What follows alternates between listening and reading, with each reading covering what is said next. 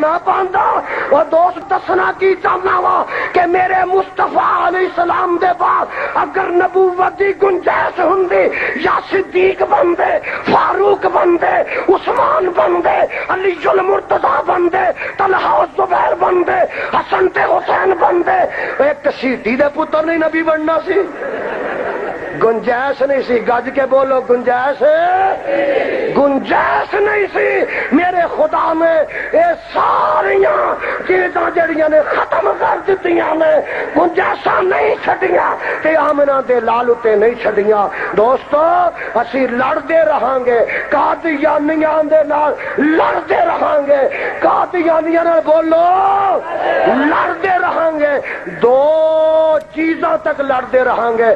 یا تے اسلام قبول کر لیں گے یا پاکستان نو چھڈ کے اپنے روحانی آقا کول چلے جان گے، جتھے مرزا طاہر جا چھپیا ہے اوتھے چلے جان گے۔ سنو، اور اساں اوتھے بھی پیچھا کرنا ہے انشاءاللہ، بولو اساں اوتھے بھی۔ خطیب ملت حضرت علامہ ظہیر صاحب اگے تہاڈی وساطت نہ میری درخواست ہے کہ اگر اساں نے ربوے کو لا کے ڈیرا لا لیا تے اوتھے جا کے انگلستان دے اندر، برطانیہ دے اندر قادیانیاں دا سربراہ چھپ گیا ہے، مرکز بنا رہا ہے، اوے اسی اوتھے بھی پیچھا کرنا ہے انشاءاللہ، اساں اوتھے بھی پیچھا خطیب ملت صاحب دی قیادت وچ کراں گے، اور اساں انشاءاللہ برطانیہ وچ بھی آرام نہ بہن دینا۔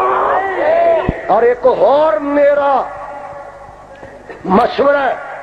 میری تجویز ہے کہ تھے مستقل اسی اپنا مرکز بنائیے، انہاں دیاں سرگرمیاں تو ہما وقت آگاہی واسطے ربوے وچ مرکز بنایا جائے،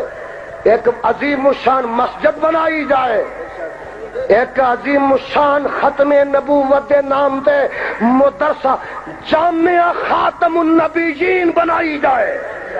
خاتم النبیین نام تے ایک یونیورسٹی بنائی جائے، اور خاتم النبیین مسجد بنائی جائے، وہ ٹھیک ہے بولو۔ اور اس مرکز تو جناب پھر قادیانیت واسطے، اس قادیانیت دے پودے نو جڑاں تو کھان واسطے نوجوان تیار کیتے جان۔ دوستو میں دسنا یہ چاہنا ہاں کہ اہل حدیث نے اس میدان وچ اج دا قدم نہیں رکھیا، میرے اسلاف نے ادوں دا قدم رکھیا ہے جدوں دا ناپاک پودا پیدا ہویا ہے، اور انشاءاللہ اسی ادیاں جڑاں کٹاں گے اور جلا کے رہاں گے۔